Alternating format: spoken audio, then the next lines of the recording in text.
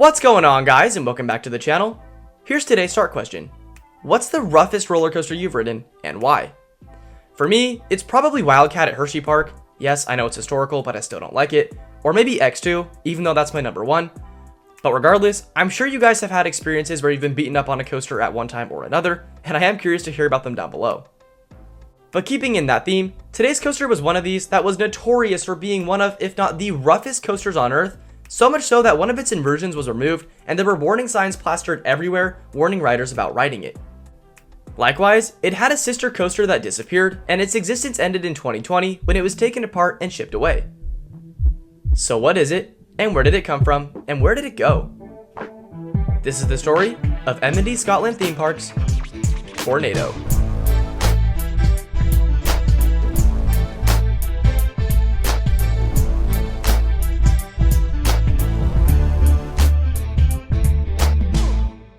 Back in the year of 1998, when the infamous and now defunct Pinfari was still functioning, a new coaster concept developed from them made its debut in Scotland under the name Tornado that would feature 3 inversions, including the addition of 2 giant vertical loops.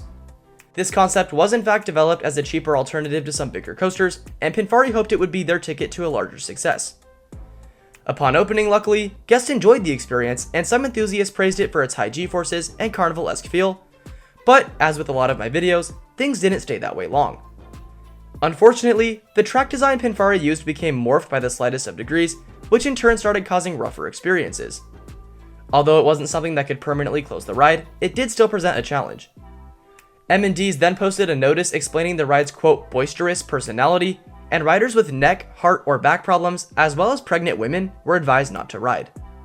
Earrings, loose clothing, hats, scarves, and glasses all had to go.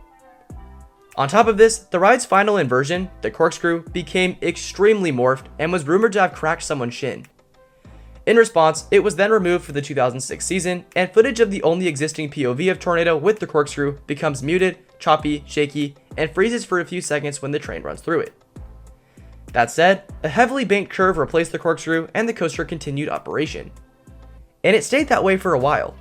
But over the following years, the ride began to get less popular and eventually even hated. So in an effort to make some money, it was put up for sale in 2018.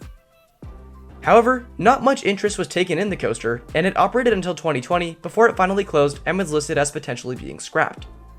It then sat SBNO, and a funhouse was placed as part of the coaster station, with its future still unknown. By October of 2020, this was still the case, but November brought some better news. On a whim, it sold to a park in France with a name I dare not try and pronounce, and it was shipped to its new home in late 2020 and was fully rebuilt. By July, it was considered fully operational. Pretty quick process, actually. Under the new name Gotham, it now operates and has actually, from what I heard, been running really well. So while I haven't ridden it at either location, definitely stop by and send me some of your videos for anyone that does get over there, or if you rode it as Tornado, because I would be curious to hear about it. But with that said, we are of course caught up to current day, so I'm not sure there's anything more to say. But of course, if you did enjoy this short video, please feel free to like and subscribe or suggest another coaster down below. I'm of course always down to cover weird and bizarre stuff, so hit me with your best shot. Stay tuned for another video coming in a couple days, and until then, thank you all again, and we'll see you all there. See ya!